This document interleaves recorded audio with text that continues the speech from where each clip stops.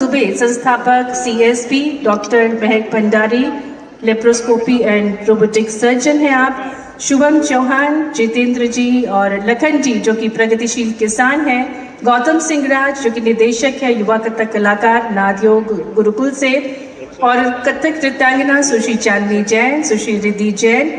पर्यावरण संरक्षणवादी डॉक्टर ग्रीष्मा त्रिवेदी, डॉक्टर स्वप्निल व्यास, साथ ही में संस्थापक बेलो हनी श्री दीपक बघेल और अमी कमानी जो कि अंतर्राष्ट्रीय स्नूकर खिलाड़ी हैं। तो एक बार जोरदार तालियों के साथ इस समृद्ध मंच का हम स्वागत करते हैं। आदरणीय देवियों सज्जनों, युवा साथी, आज का ये अनूठा अवसर है जिसके हम सभी साक्षी बन रहे हैं। और मैं बहुत ही आदर के साथ अनुरोध करती हूँ आदरणीय प्रमुख सचिव औद्योगिक नीति एवं निवेश विभाग श्री राघवेंद्र सिंह जी से कि आप स्वागत, उद्बोधन और थीम सेटिंग प्रस्तुत करने का कष्ट करें।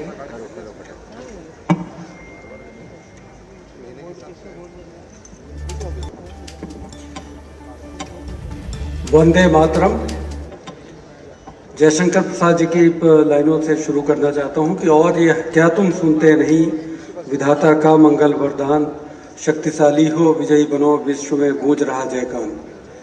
भारत पूरे विश्व में अपनी प्रसिद्धि, अपनी सफलता के झंडे माननीय प्रधानमंत्री जी के मार्गदर्शन में, और आज युवा तरुणाई जो 2047 में विकसित भारत, विकसित मध्य प्रदेश जो माननीय मुख्यमंत्री जी के मार्गदर्शन में मध्य प्रदेश में निरंतर उसके ऊपर कार्य किया जा रहा है। आज के इस माई यूथ माई प्राइड कॉन्क्लेव के मुख्य अतिथि माननीय मुख्यमंत्री डॉक्टर मोहन यादव साहब, आज कार्यक्रम में हमारे साथ पधारे हुए श्री तुलसीराम सिलावट जी, कैबिनेट मिनिस्टर मध्य प्रदेश, श्री शंकर लालवानी जी, सांसद लोकसभा इंदौर, श्री पुष्यमित्र भार्गव जी, हमारे शहर के इंदौर शहर के प्रथम नागरिक, उषा ठाकुर मैडम विधायक अम्बेडकर नगर मऊ से, श्री मधु वर्मा जी विधायक राउत क्षेत्र से, श्री गोलू शुक्ला जी माननीय विधायक, श्री महेंद्र हाड़िया जी, श्रीमती मालिनी गौड़ मैडम माननीय विधायक, श्री मनोज पटेल जी, सुमित मिश्रा जी, मंचासीन हमारे समस्त अतिथिगण। मैं इस कार्यक्रम की रूपरेखा के संबंध में केवल कुछ बातें कह के अपनी बात पे वाणी पे विराम दूंगा, क्योंकि आज वक्त है, आज हम युवाओं को सुनेंगे वो उनका क्या संकल्प है, मध्य प्रदेश के लिए क्या विजन है और कैसे शासन के साथ कंधे से कंधा मिला के इस कार्यक्रम को आगे बढ़ाएंगे।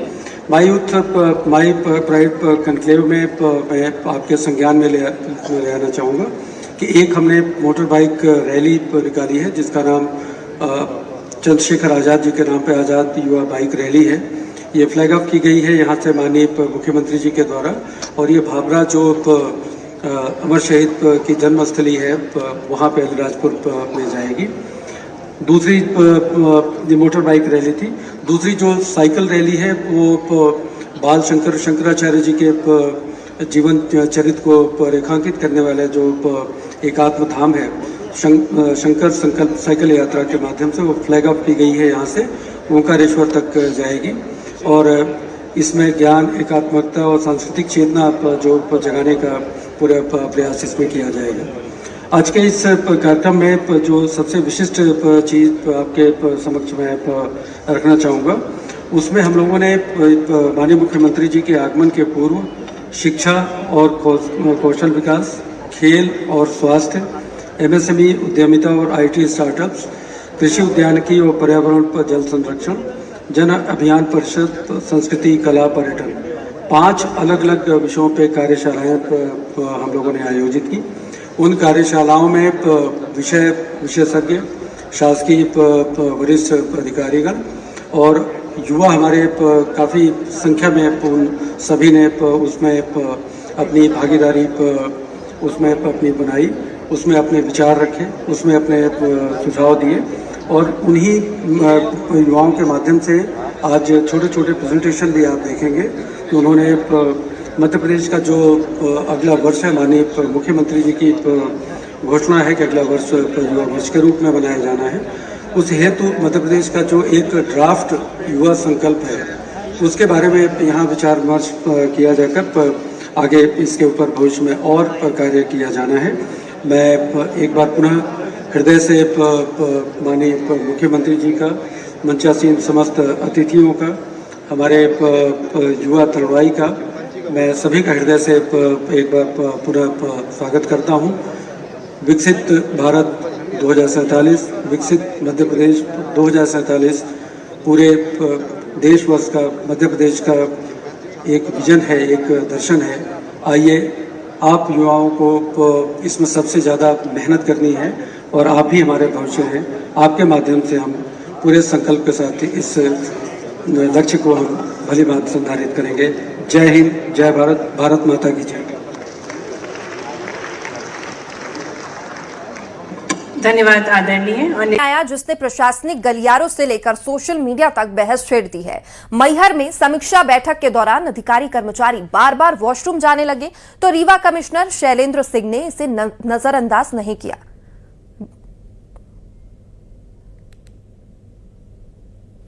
हेक्टर था, अकेले 2.5 साल में हमने 10 लाख हेक्टर से ज्यादा तो हमारे अपने मध्य प्रदेश में हमारी टेन्योर में कर दी है।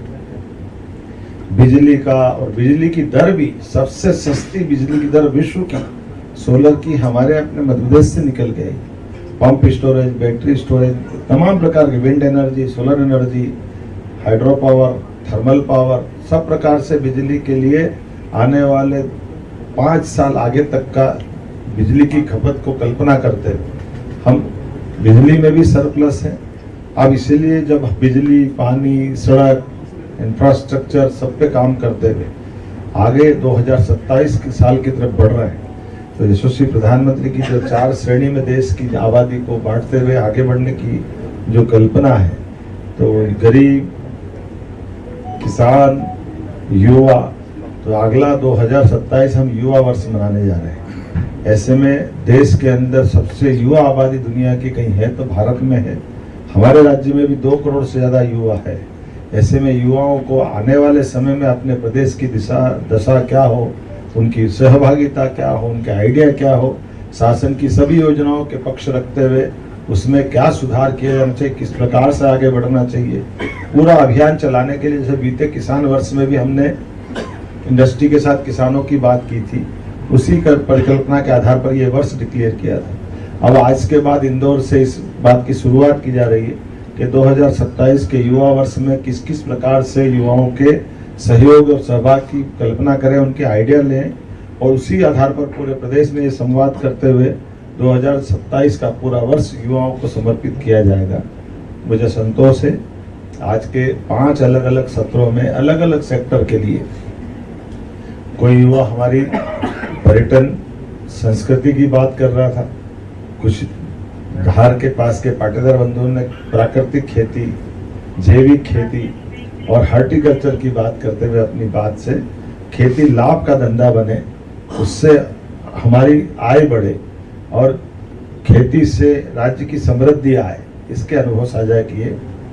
इसी युवा चिकित्सक ने अपने चिकित्सा व्यवसाय से जोड़ते हुए भविष्य में आयुष्मान योजना, पैरामेडिकल, नर्सिंग, ऐसे कई प्रकार के कोर्सों को लेते हुए रोजगार भी और जनता की सेवा के लिए भी मेडिकल पॉलिसी, मेडिकल कॉलेज की पॉलिसी, बीएमएस कॉलेज, जब एक तरफ हमारे राज्य के अंदर आज की स्थिति में जो 1956 से लगाकर 2002-03 तक केवल 5 मेडिकल कॉलेज थे, लेकिन हमारी सरकार के बनने तक जो मेडिकल कॉलेजों की संख्या हुई वो लगभग हमारे आज की स्थिति में 14 तो हमारे सरकारी मेडिकल कॉलेज थे, लेकिन ये 6 मेडिकल कॉलेज तो अकेले हमारे 2 साल में खुल गए।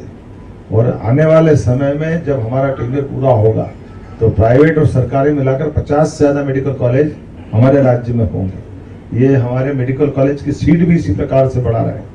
जहां 800 मेडिकल कॉलेज की सीट 2002-03 तक थी, आज 5000 से ऊपर मेडिकल कॉलेज की सीट हमारे पास है और ये टेन्योर पूरा होते होते 10,000 मेडिकल कॉलेज की सीट हमारी यूजी की होगी और पीजी सहित नए बीएमएस के मेडिकल कॉलेज वो भी 8 हमारे टेन्योर में खुले हैं।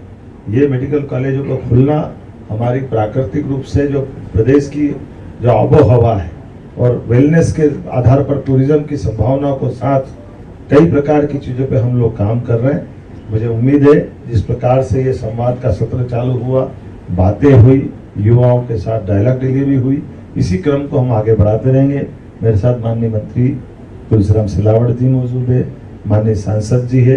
अभी मैं यहाँ से नीचे इन्फ्लुएंसर के साथ भी बात करने वाला हूँ और उम्मीद करेंगे कि जिस प्रकार का स्टार्टअप 8,000 से ज़्यादा स्टार्टअप हमारे यहाँ पर अपने राज्य में संचालित है। 50% नारी शक्ति जिनका नेतृत्व कर रही है। 25 लाख से अधिक MSME इकाइयों में 1,43,00,000 से अधिक लोगों को रोजगार मिल रहा है।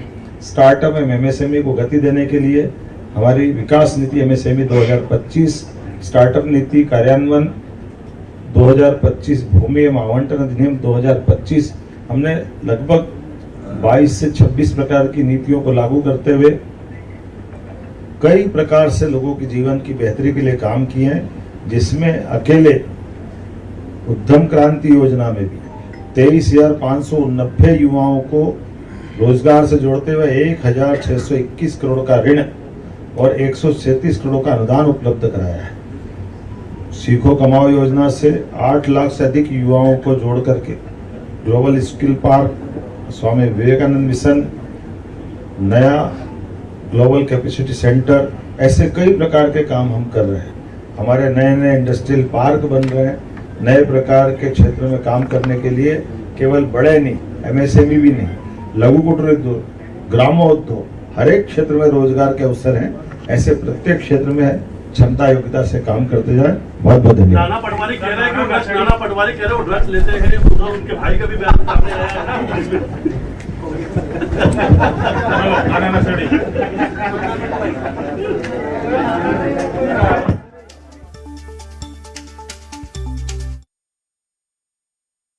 संभाग से एक ऐसा मामला सामने आया जिसने प्रशासनिक गलियारों से लेकर सोशल मीडिया तक बहस छेड़ दी है।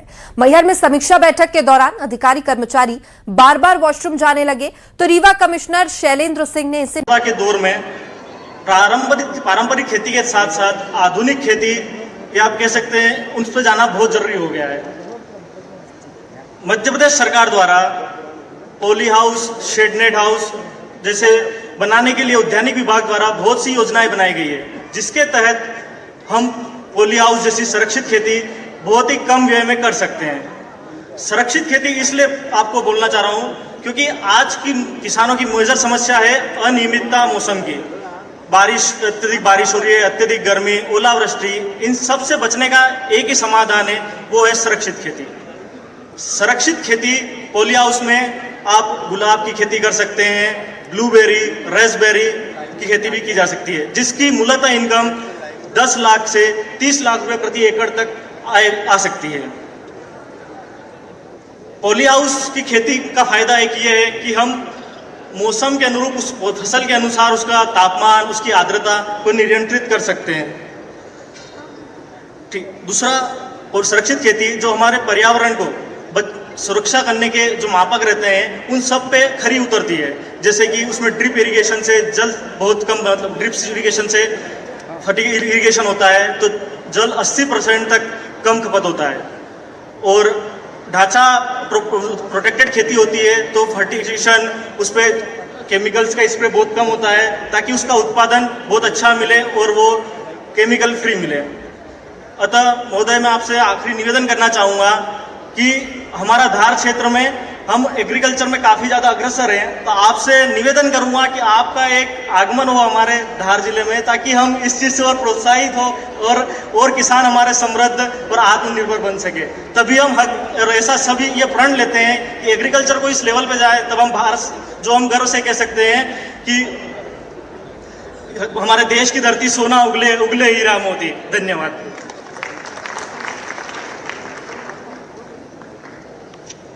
एक बार जोरदार तालियां हो जाएं। ये वे युवा हैं जो IIT छोड़कर किसानी कर रहे हैं, तो जोरदार तालियों के साथ हम अभिनंदन करते हैं हमारे युवा साथियों का। और अब मंच पर आमंत्रित करते हैं जन अभियान संस्कृति एवं पर्यटन का संकल्प पत्र प्रस्तुत करने के लिए प्रदीप सांकले जी को कृपया मंच पर पधारें, और सुश्री पूनम कुशवाहा जी को आमंत्रित करते हैं। तो तालियां जोरदार बजनी चाहिए। ये आप ही के विचार हैं जो ये युवा साथी इस मंच के माध्यम से माननीय मुख्यमंत्री जी को प्रस्तुत कर रहे हैं।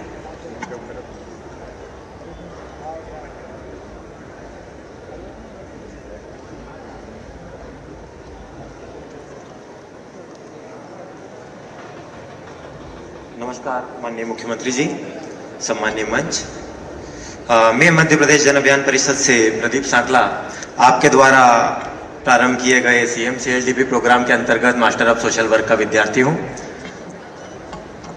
मेरा नाम पूनम कुशवाहा है। हम आज के इस युवा कॉन्क्लेव में वर्कशॉप क्रमांक 5 से मध्य प्रदेश जन अभियान परिषद, पर्यटन, कला एवं संस्कृति विभाग के युवाओं के जो विचार से जो संकल्प लिए गए हैं उनका आपके सामने वाचन करने जा रहे हैं। सर्वप्रथम युवाओं को अपनी बात रखने और प्रदेश के विकास में अपनी भूमिका तलाशने का जो अवसर आपने हमें मध्य प्रदेश के युवाओं को दिया है, उसके लिए हम सभी आपके आभारी हैं। आपका बहुत बहुत धन्यवाद।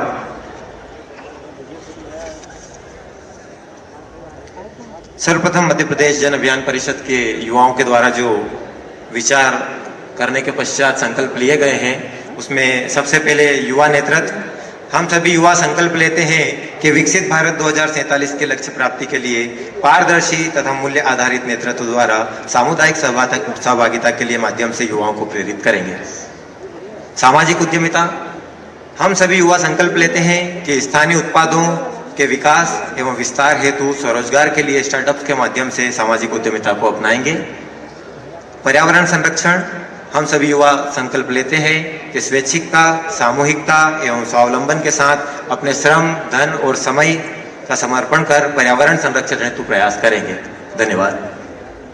पर्यटन संकल्प। हम सभी युवा संकल्प लेते हैं कि अतिथि देवो भव की भावना से स्थानीय परंपरा एवं सांस्कृतिक धार्मिक महत्व के पर्यटन स्थलों के विकास व पर्यटन आधारित स्वरोजगार के अवसरों से सृजन में सहभागी सहयोगी बनेंगे। संस्कृति कला संकल्प। हम सभी युवा संकल्प लेते हैं कि भारत के सांस्कृतिक गौरव को अक्षुण्ण रखते हुए भारतीय सभ्यता और संस्कृति के अनुरूप आचरण कर पारंपरिक लोक कला एवं संस्कृति के संवर्धन में सहभागी सहयोगी बनेंगे। धन्यवाद। बहुत बहुत धन्यवाद।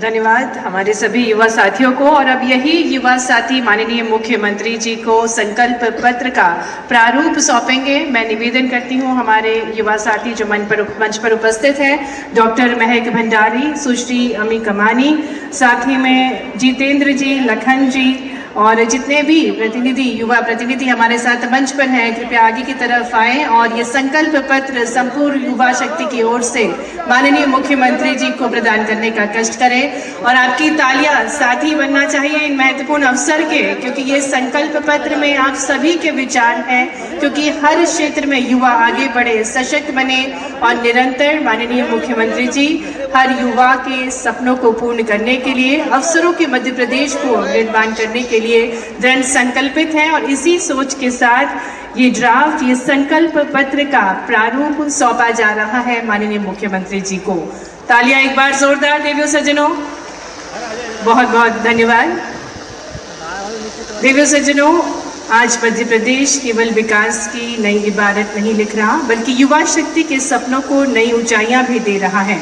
खेल के मैदानों से लेकर स्टार्टअप्स के इंक्यूबेशन सेंटर तक, IIT, polytechnic, global skill park और आधुनिक शिक्षा एवं अनुसंधान संस्थानों तक हर मंच पर युवाओं की प्रतिभा को अवसर प्राप्त हो रहा है। आइए जोरदार तालियों के साथ हमारे विजनरी लीडर जो निरंतर हमें इंस्पायर करते हैं, उनसे निवेदन करते हैं कि आज इतनी बड़ी संख्या में युवा साथियों को मार्गदर्शन देने का कष्ट करें। मेरे साथ सभी बोलेंगे प्रेम से, भारत माता की, भारत माता की। मित्रों, आज का ये कार्यक्रम बड़ा अनूठा भी है और हम सब इस मंच पे बैठे हुए नेताओं के साथ आपके लिए भी। मध्य प्रदेश की सरकार अपने युवाओं के भविष्य के लिए, आने वाले कल के लिए उनके मन में सपने क्या है, वो किस दिशा में बढ़ना चाहते हैं, और सच में इस देश के साथ यशस्वी प्रधानमंत्री का जोरदार अभिनंदन करें नरेंद्र मोदी जी का। जोरदार ताली बजाएं अपने दोनों हाथ ऊपर करके नरेंद्र मोदी जी के लिए। जीवन में हरेक अपने जीवन में माता पिता का लाडला होता है, दुलारा होता है, लेकिन लाडले दुलारे बच्चे के साथ उसके परिवार की आशा अपेक्षा उसके साथ जुड़ती है कि हमारा बच्चा इस देश में, प्रदेश में, घर में, समाज में, गांव में अपनी क्षमता, योग्यता, बुद्धिमत्ता से अपनी जीवन को सार्थक करे, देश और प्रदेश में आगे बढ़ने का मौका ढूंढे।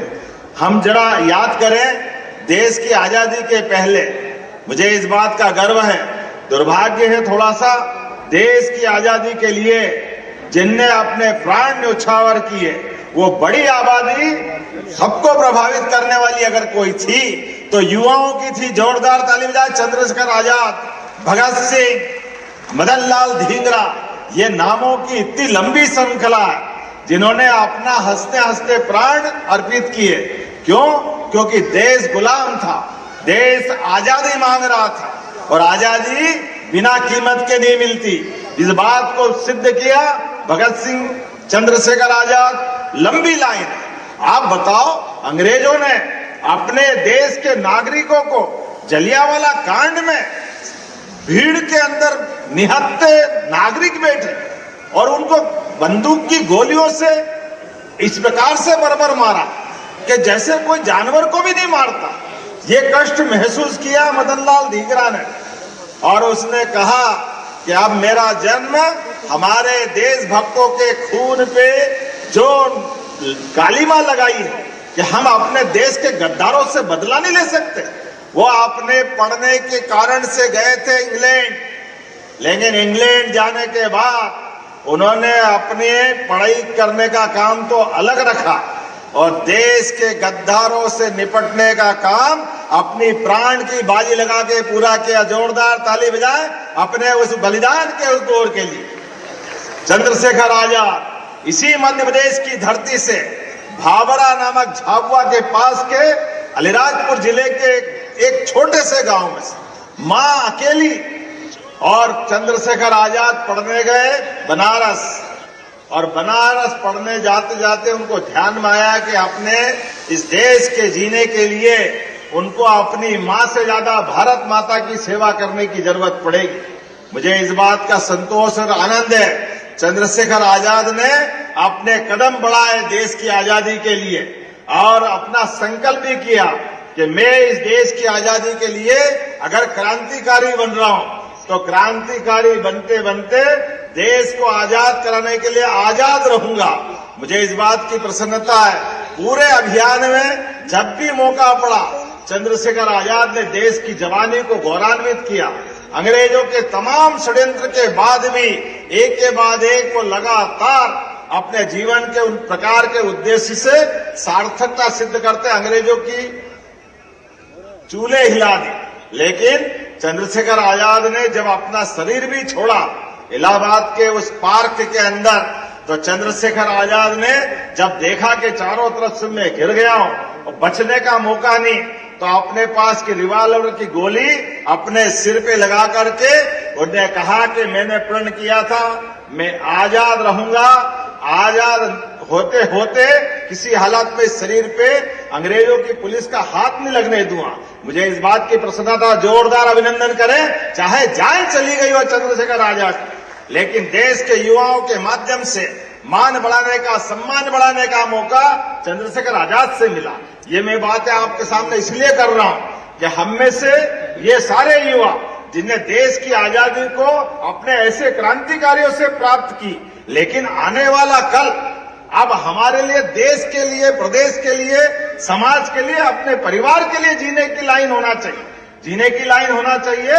इसलिए हम अपनी क्षमता योग्यता से, हमारी योग्यता के बलबूते पर, जब दुनिया का सबसे युवा देश अगर कोई है तो भारत है, और भारत के साथ मुझे इस बात की भी प्रसन्नता है कि युवा प्रदेश सबसे ज्यादा, अगर ज्यादा आबादी कहीं है तो वो मध्य प्रदेश है। मैं आप सबको बधाई देना चाहता हूं आपके माध्यम से।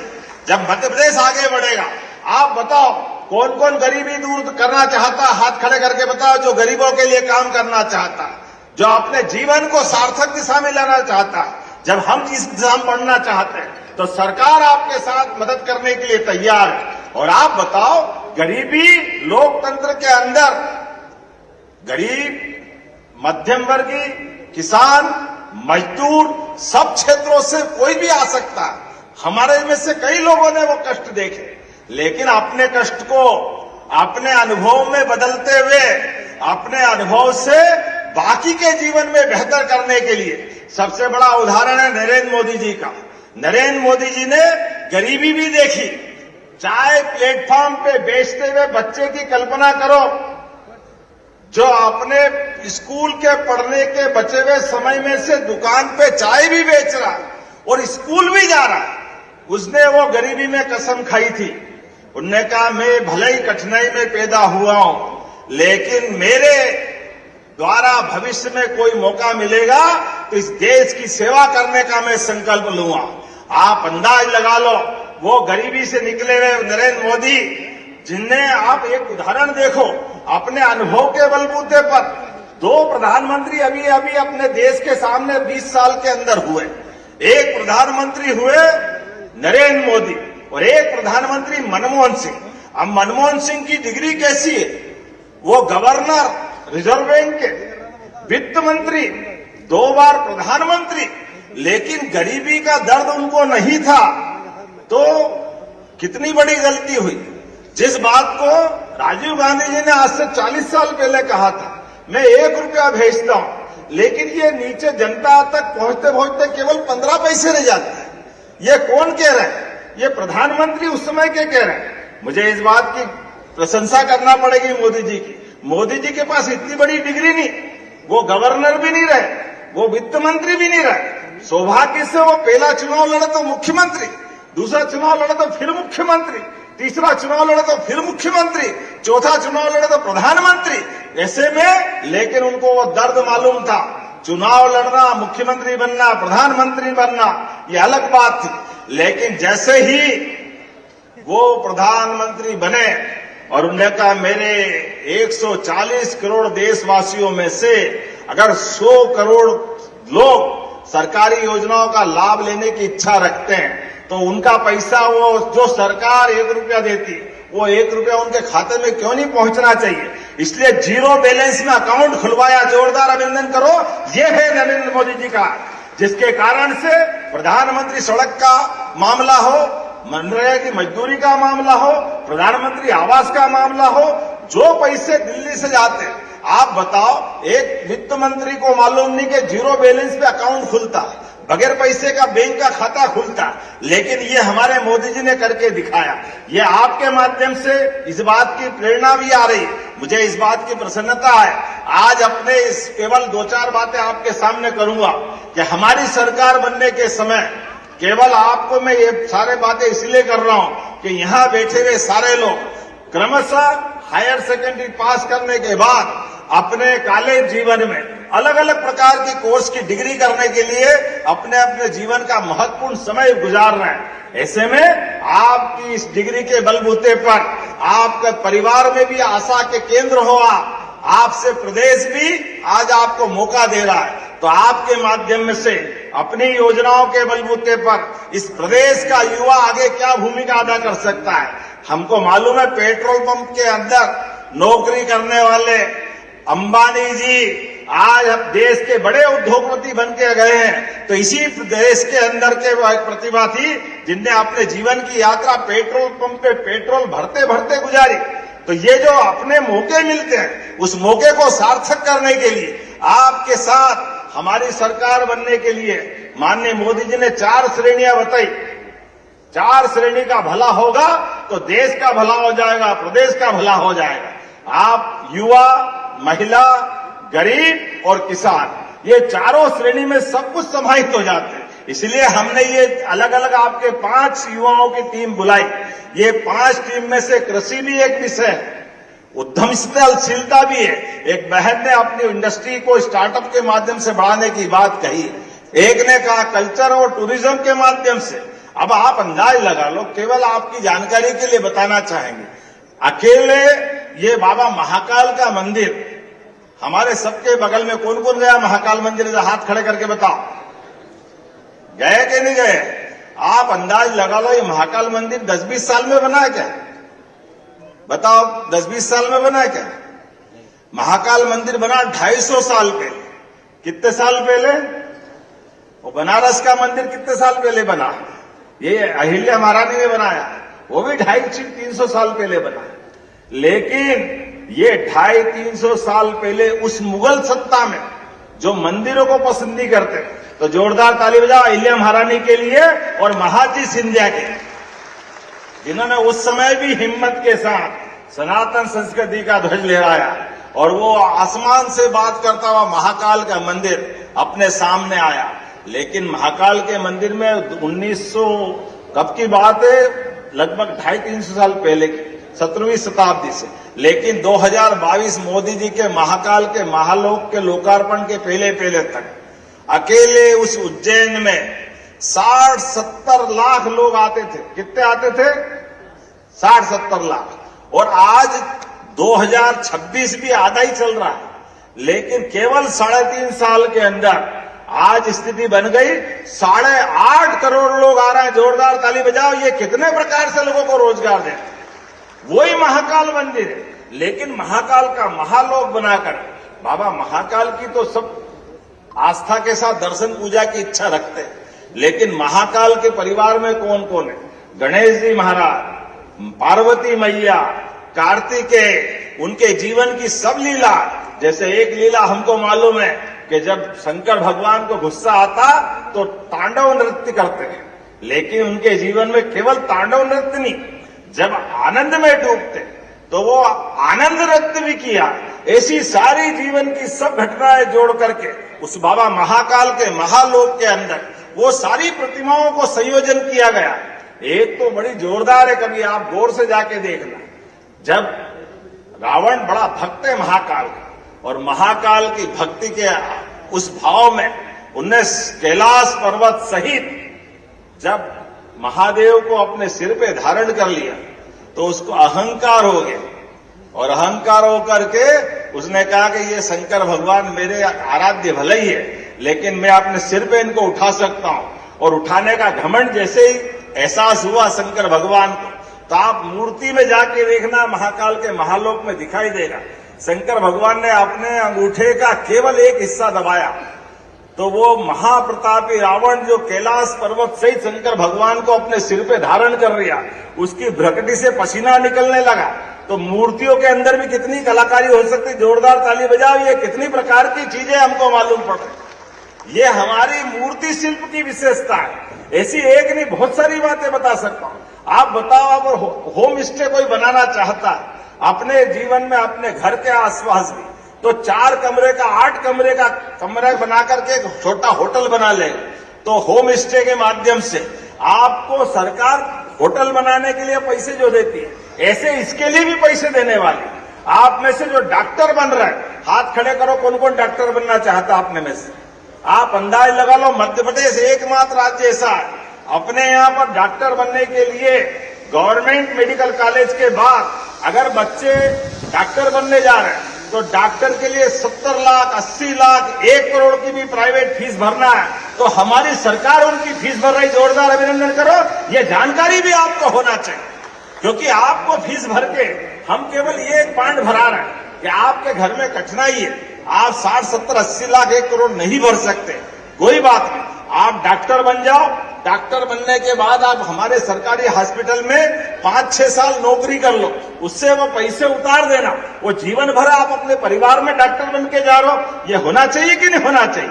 ये हमारी सरकार की योजनाओं के भरोसे हो रहे। आपके माध्यम से अगर आप कोई इंडस्ट्री लगाना जा रहे हो, और रोजगार परक इंडस्ट्री है, इंडस्ट्री का मतलब महिलाओं को, माता बहनों को अगर आप केवल सिलाई की मशीन सिखा दो और कारखाने में काम करने का मौका दोगे, तो जो हम लाडली बहनों को अपने घर में मदद कर रहे हैं 1,500 की, उसके बजाय वो बहनों के लिए 5,000 रुपया महीना सरकार के माध्यम से रोजगार परक उद्योग के लिए, बीज का अमाउंट आप भरोगे, लेकिन 5,000 रुपया महीना कारखाने की जमीन उसमें सब्सिडी, बिजली के बिल उसमें सब्सिडी, बाकी आप कॉटन इंडस्ट्री से चाहे रेडीमेड गारमेंट्स बनाओ या मर्दिया जिस प्रकार का कोई प्रोडक्ट बनाओ, लेकिन अगर आप रोजगार दिलाने जा रहे हो तो आप में से 1,000, 2,000, 4,000, 10,000 तक की भी लेबर आप चाहोगे तो प्रत्येक लेबर को 5,000 रुपया महीना सरकार के माध्यम से मिलेगा। ये हमारी सरकार की योजना है। ताली बजाओ तो दिल खोल के बजाओ, ऐसा लगे कि ताली बज रही। हमारी सरकार के माध्यम से, और आपको कितना अच्छा लगेगा। आपसे केवल इतनी कल्पना है, अपने मोहल्ले में आसपास केवल आप बीमार देख लो कि बीमार है और बीमार को हॉस्पिटल पहुंचाना है, तो 5 लाख तक का दुनिया का ये सबसे बड़ा प्रयोग है माननीय मोदी जी के माध्यम से। इतना ही नहीं, किसी चौराहे पे कोई एक्सीडेंट हो जाए, और एक्सीडेंट में आप देखोगे तो आमतौर पे एक्सीडेंट सोच के डर लग जाता है। अब डरने की जरूरत नहीं। आप वो व्यक्ति, किसी का परिवार का कोई न कोई रिश्ते नाते वाला होगा, किसी का बेटा होगा, बेटी होगी, पिता होगा, पुत्र होगा, कुछ भी होगा, आप उसको उठा के हॉस्पिटल पहुंचाओगे तो राहगीर योजना के माध्यम से 25,000 रुपया आपको भी देंगे जो पहुंचाने वाले हैं, ताकि हमारी सरकार के माध्यम से, ये मानवीय संवेदनाओं का मामला। एयर एम्बुलेंस अगर कोई बीमार हो तो उसको पहुंचाने की बात होती, लेकिन ये आइडिया अभी हमारे पुराने हो गए। अब नया वापस 2027 का युवा वर्ष, आज का ये पूरा कार्यक्रम ये किसान कल्याण वर्ष के माध्यम से मना रहा है। आप बताओ, अपने यहाँ पर इसी इंदौर के अंदर कितनी आबादी, इंदौर की कितनी आबादी भैया, कितनी है? 40 लाख। अगर ये नर्मदा का पानी यहाँ नहीं आता तो इंदौर की आबादी कितनी होती? नर्मदा जी हमारे समय तो बहना चालू नहीं हुई, ये तो 1956 में मध्य प्रदेश बना, उसके पहले से बह रही कि नहीं बह रही। लेकिन नरेंद्र मोदी जी के लिए जोरदार तालियां बजाओ। ये उनने बांध बनाया नर्मदा पे, इंदिरा सागर, और ये नर्मदा वैली के सारे डैम बने। तो आज इंदौर कहां से कहां चला गया, क्योंकि यहाँ हमारे लिए मूल पानी की जरूरत, पीने के लिए भी, स्नान के लिए भी, उद्योग धंधे के लिए भी। नहीं मन पानी राखिए, बिन पानी सब सून, पानी गए न उबरे, मोती मानस चूर। पानी की जो महत्ता है, लेकिन ये अब मैं किसी को याद नहीं करूंगा, लेकिन जिन्होंने 55 से लेकर 56 से लेकर 2003 तक सरकार चलाई, उस दल के लोगों ने नर्मदा का पानी इंदौर में आ सकता था, इसको असंभव बताया था। रिकॉर्ड में है, वो विधानसभा में बोलते थे असंभव है।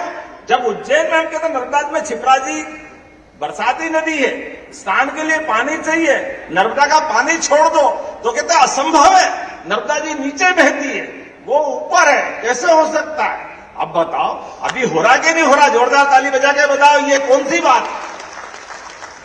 आज का समय इस बात का है।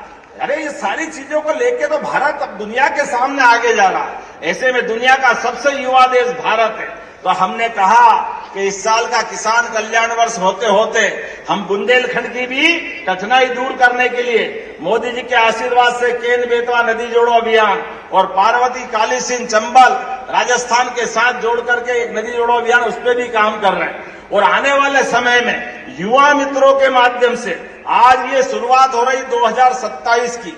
ये साल तो किसान कल्याण वर्ष मना रहे हैं, लेकिन आने वाले समय में हम और आगे बढ़ते हुए युवाओं के सुझावों के बलबूते पर युवाओं को सरकार की योजनाओं के साथ जोड़ करके प्रदेश को बेहतरी के लिए और आगे बढ़ाने के लिए आज की ये मीटिंग की। मुझे इस बात का आनंद भी है, लेकिन थोड़ा सा मेरे मन में कष्ट भी है।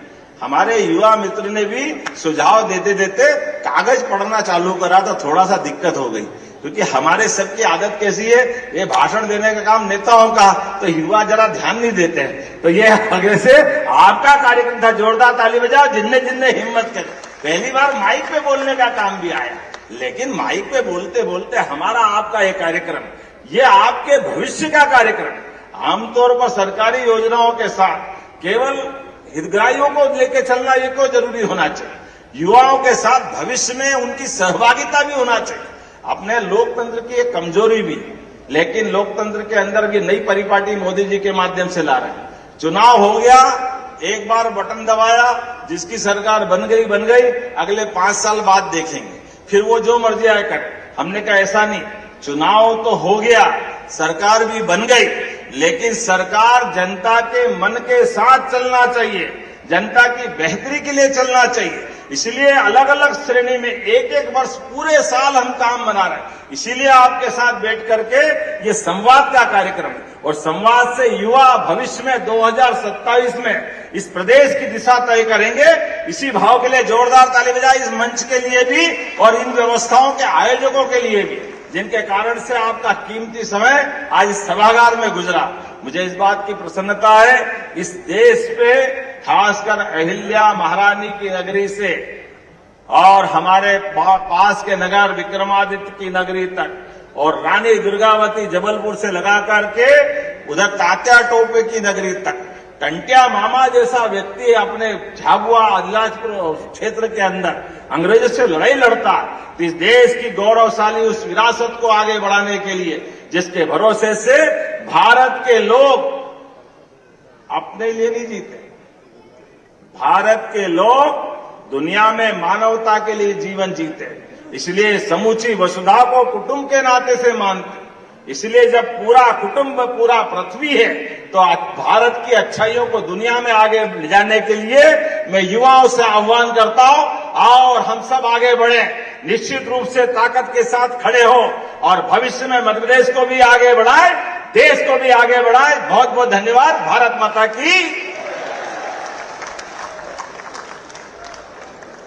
बहुत बहुत धन्यवाद माननीय मुख्यमंत्री जी। सबका साथ सबका विकास जो आपकी सोच है और साथ ही में युवा साथियों के विचार को साझा करके उनके लिए अवसरों का मध्य प्रदेश बनाने के लिए बहुत बहुत धन्यवाद। और अब आभार प्रस्तुतिकरण के लिए हमारे बीच यूथ आइकॉन के रूप में श्री अनुभव दुबे जी हैं, उनको मैं आमंत्रित करती हूं, जो कि को फाउंडर हैं CSB के।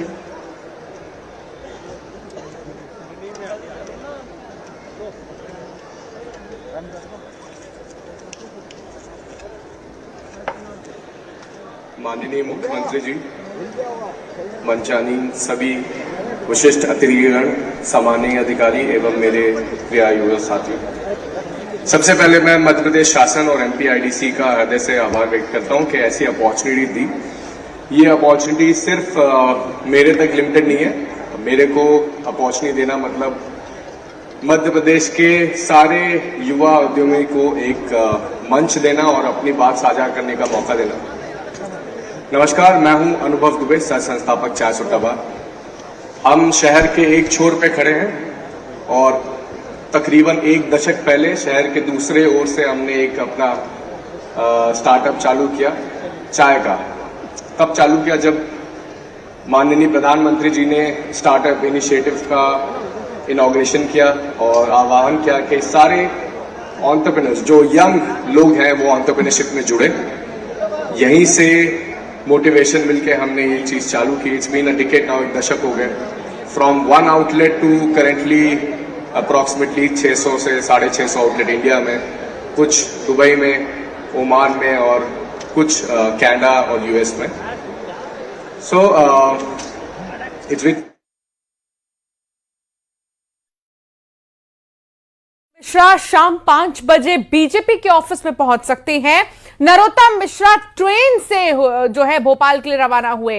बीजेपी ने नरोत्तम मिश्रा को दरअसल तलब किया है और संगठन महामंत्री से